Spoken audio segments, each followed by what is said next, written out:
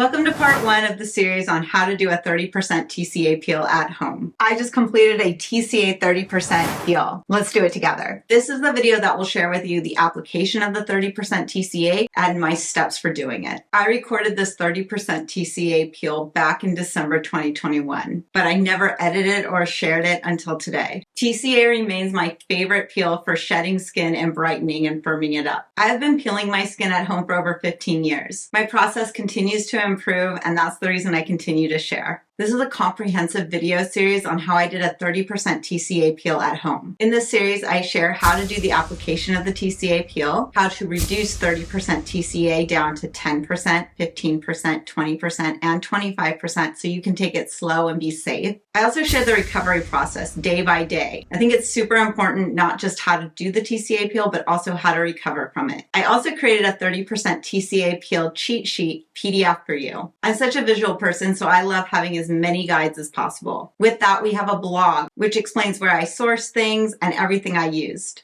It's all linked below in the description box. Let's just add the disclaimer here. I do not offer advice on your skin. I only offer experiential insight, which I believe is super valuable to the overall conversation. If you do want further insight on taking care of your skin more professionally at home, I do have a large skincare community inside my Skin and Wellness app, which is also linked below. If you followed me for a while, then you know that my videos are for empowered adults and are meant to provide insight, not medical advice.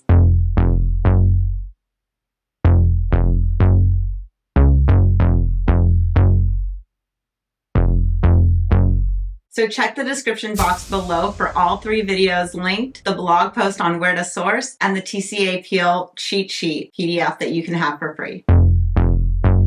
Let's bring you in close. First, we need to wash my face and get prepped. All right, so I've changed my clothes, I've gotten into something more comfy, and I've got all of the items I'm going to be using laid out in front of me. I am using Makeup Artist Choice today. I've used a gamut of different acids from different acid companies. I like using a TCA. Throughout the years, I've been able to source them from different places, originally from Amazon. Amazon no longer sells it, and eBay has stopped selling it, but Makeup Artist Choice still sells TCA, and we actually have a promo code with them, which I'm so grateful for, and you should be too, because they give you 20% off of anything you buy there. I have done many TCA peels, and in this one I am using the Makeup Artist Choice TCA 30% adjustable peel. TCA is a very aggressive peel. In fact, it's the most aggressive thing that I do year round, and so I want to make sure that you understand that this is not a peel that I take lightly, and it's not one that you should take lightly either. Yes, you can source it online, and yes, Makeup Artist Choice has a pamphlet that comes with it and goes over different ideas on how you can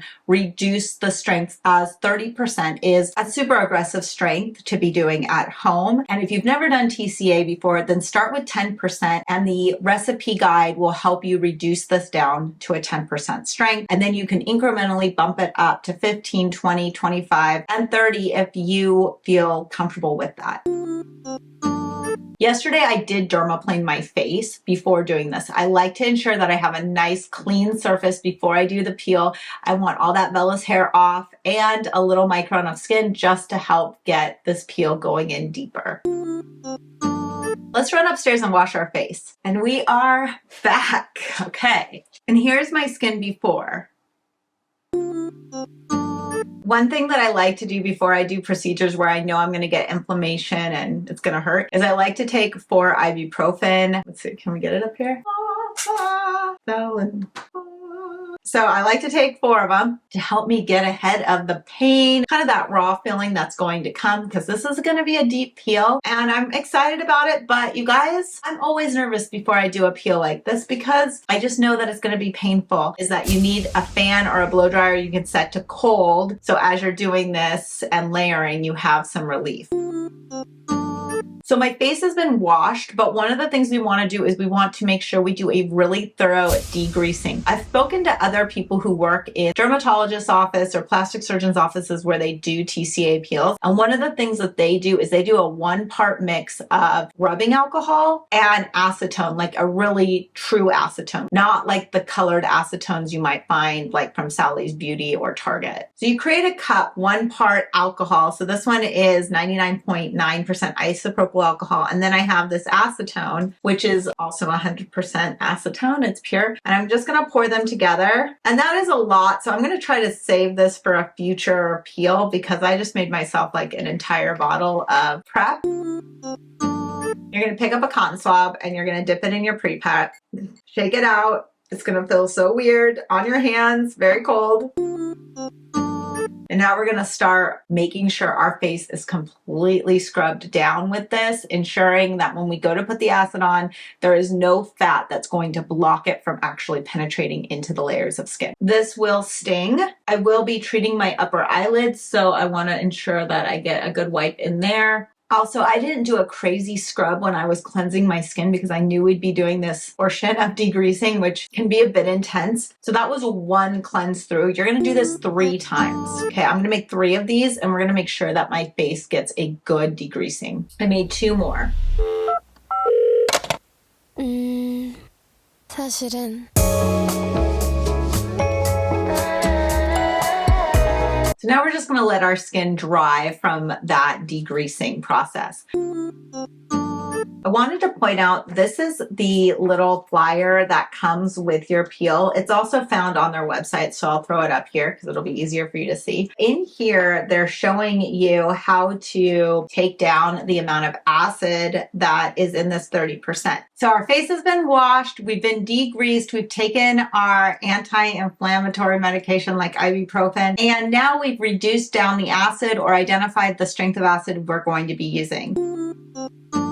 The next step, grease up anything that you do not want to peel. So for instance, I'm going to use Vaseline as a block to block out my eyebrows, for instance, because these have been microbladed. So if I want to maintain the color that's in my eyebrows, I need to make sure that this TCA does not actually penetrate into this area. I also want to do my eyelids, which means that I need to put Vaseline right along my lash line to ensure that when I put the acid here, it doesn't fall into my eyes. I'll also be putting a block right here at the corner because sometimes things like to seep in there. And if you're concerned about your nose, you can always put Vaseline right here at your nose so that you don't accidentally get some acid up your nose. I've never had that issue, but I know lots of people do that. And then at your mouth corners, if you're concerned about that. I'm never concerned about that. The biggest thing I'm concerned about is always my eyes because I do like to peel this area. So with that in mind, we're going to pick up our Vaseline. I'm going to take a Q-tip. I'm going to dip it in. And I'm going to try to be very, very careful with how I place this because obviously I want to peel everything around my eyebrows, just not the eyebrows. And I don't want this getting too spread out or getting too warm and kind of dripping out and greasing up everything else. I have accidentally peeled off the edge of my eyebrow before. Okay, so that one's nicely coated. And now I'm just going to come down here on my eyelid right above my lashes. And this is where I'm going to plop down a bunch of Vaseline. And then I'm going to pull it out here in the corner as well, making sure nothing puddles coming into my eye. I'll do the same thing on this eyebrow. If for some reason you get Vaseline somewhere and you're like, no, that's where I want to peel, or let's say it's getting warm and it's starting to melt down, just put that degreaser solution on a new Q-tip and use it to scrub and clean off that area and then pat dry and do it a couple times to make sure that you've removed any of that Vaseline that got out of your control. All right, it's that time to put on our gloves. I do not wear gloves because I'm concerned about TCA like hurting my hands or anything. It will obviously make it peel. The issue is that I want my fingernails and finger beds and all this area to stay nice and not start to peel. So that's the reason you wear gloves. It's not for like a sanitary reason. It's not even a pain reason. It's like more of just like, I want to hold on to my fingernails and cuticle areas and have thumbprints. I guess you didn't want fingerprints. You could stick your fingers in TCA acid, but if you do, then you wear gloves. Here is our 30%. I'll be using these cotton swabs to apply my layers. And then I also have these Q-tips for doing areas around my eyes so that I can be very, very careful. I like to start up at my forehead and I work my way down. And the way that I ensure of paying attention on each layer, I will saturate each one of these in the acid and I'll have it out in front of me to ensure that I know which level and layer I'm on, that I'm just progressively moving through. And we'll be doing each layer for 5 minutes. Here is my swab. Here is my acid. I'm going to try to really saturate these pretty well well. So I'll do a bunch of drops on this cotton swab. So it's saturated, but it's not dripping. That's good. So that's one done. We'll do 3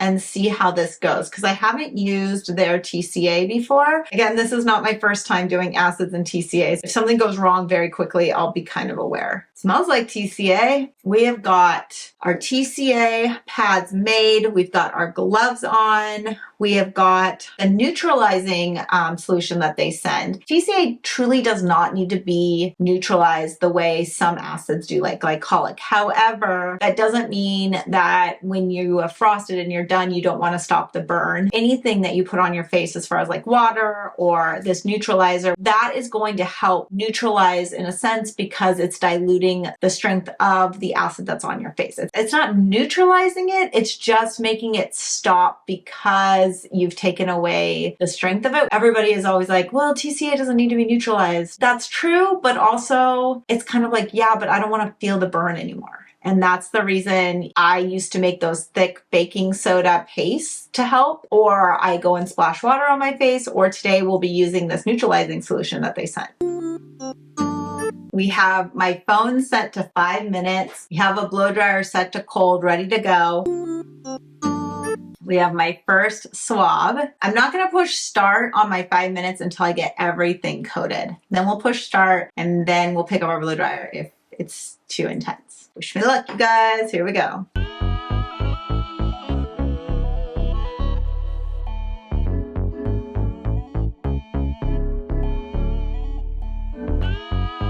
Okay, I am feeling this burn. It is happening. Make sure to go underneath your neck or your jawline just to ensure that you don't have a peel line. You want like any peel line to be isolated underneath your shadow, kind of in the jaw. Oh my gosh, this hurts so bad right now. Okay, here we go. Starting. Okay, I just started.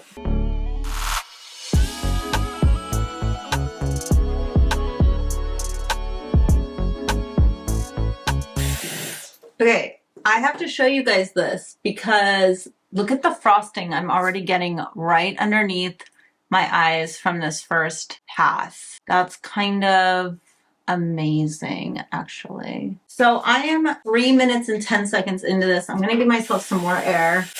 In the middle of this level, I'm actually going to get my Q-tip up. I'm going to stick it in our acid vial and I'm going to make sure it's saturated. Okay, it's not dripping, it's just saturated in it. I'm going to do my upper eyelids because I didn't get those with the regular swab thing. I'm actually going to pick up another one. I'm going to dip it in the acid again and then I'm going to use that to do a spot treat right in the center of that chickenpox scar, you know, that I have. Because I might not go over this cheek area again. And now we'll just use the rest of the time and layers to do the other areas of our face that are not frosting as fast. And we have about 40 seconds left on our countdown.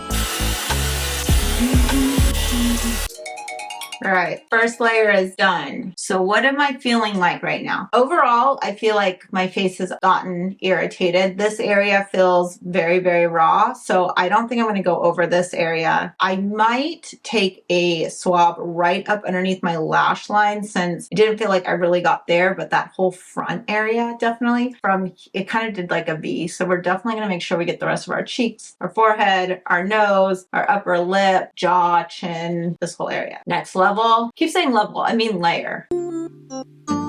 So we've got another layer. I do fold these in half since they're kind of a big pad for my forehead. Okay, here we go. I try to be so careful around my eyebrows again, just trying to get this whole area coated. And I want to make sure that we get down my nose this time. I don't know if I was able to do that last time.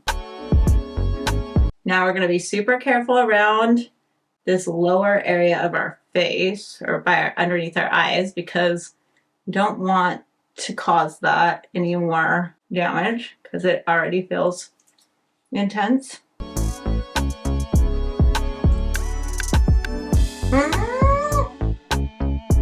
Okay, burning, starting time, start. Air.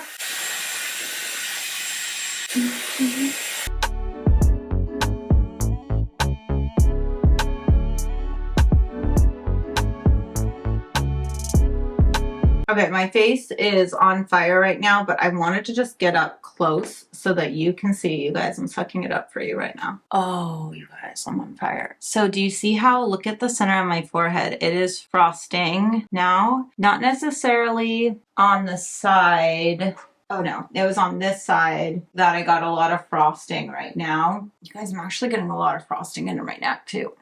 When we talk about frosting, gosh, this hurts. Hold on.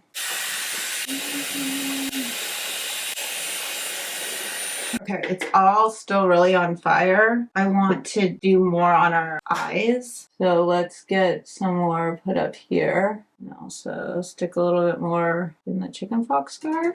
Okay. There's another layer or time of 5 minutes showing that we just did layer 2. It's getting this. It truly has been a while since I've done one of these. Do we do the next layer? Oh, there were some areas that I want frosted that did not frost. What I find is when I don't get a very consistent frost, then it just takes longer for things to lift. And what I mean by that is like this whole area that didn't frost yet, I feel like will have a really hard time peeling off. Same with this area, same with this whole area. This whole area hurts really bad, and so does this area because it's all just frosted up in these areas. I want to take my third layer that I have and I want to just like stay in this area back here. Stay in this area and back here, and then try to get this area and this area done, and then we will call it good. And then the real experience begins of every day, what's happening. Here is our last cotton swab with the 30%. I'm going to start by just staying up here and pulling, and then same on this side.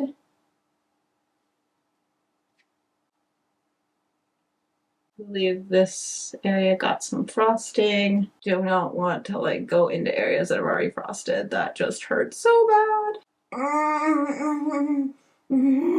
That might be the best we can do for today. Starting my timer. See how this one has frosted, but this side hasn't. So let's just make sure that this side gets a little bit more.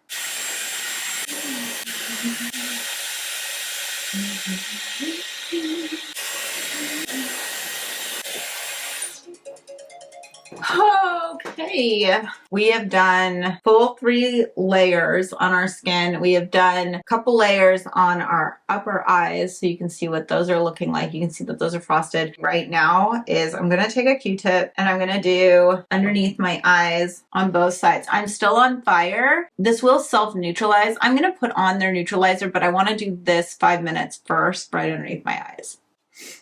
Okay. That will probably frost as well.